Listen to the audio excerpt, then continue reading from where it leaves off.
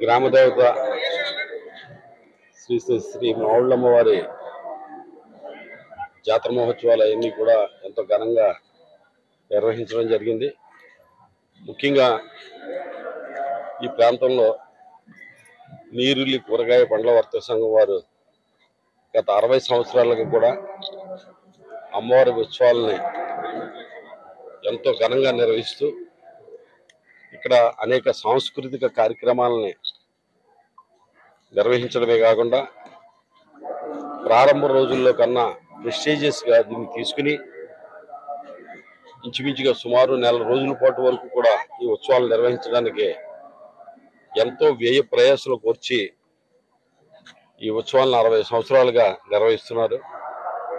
నిజంగా ఈ కాలంలో సాంస్కృతిక కార్యక్రమాలు నిర్వహిస్తూ కార్యక్రమాల అనంతరం ఏదైతే రాష్ట్ర అఖండ అన్న సమారాధన కార్యక్రమం లక్షలాది మందికి నిర్వహించడం చాలా గొప్ప విషయం. ఎందుకంటే అన్న సమారాధన అనేది కార్యక్రమం అనేది ఎంతో మంది భక్తుల సహకారం అన్ని కూడా వాళ్ళకు అందుతున్నాయి.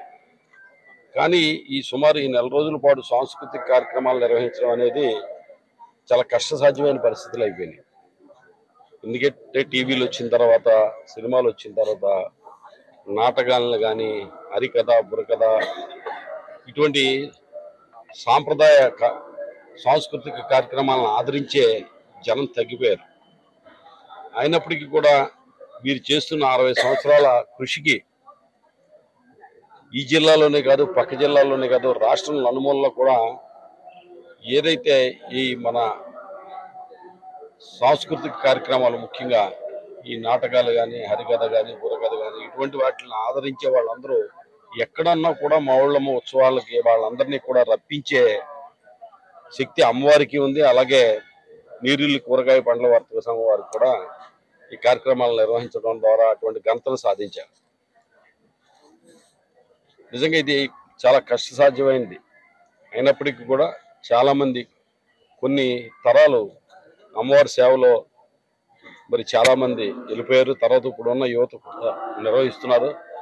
తదుపరి కూడా ఇది అలాగా కంటిన్యూ అవ్వాలని, వారికి అమ్మవారి ఆశీస్సులు ఉండాలి.